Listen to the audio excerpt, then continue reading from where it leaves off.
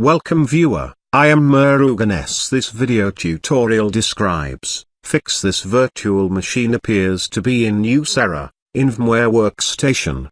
Open virtual machine, the pop-up displays, this virtual machine appears to be in use.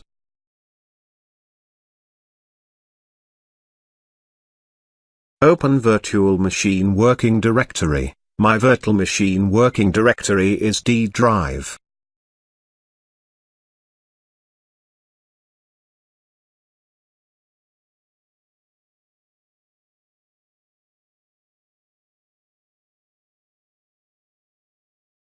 Delete all LCK extension folders and files.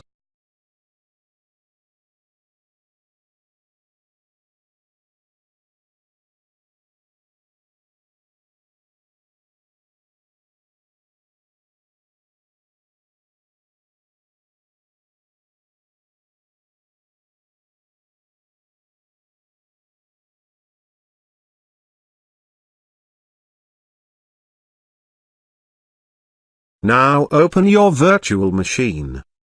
Thanks for watching. I hope this video tutorial helps to solve the problem. Please like, share and don't forget to subscribe my channel.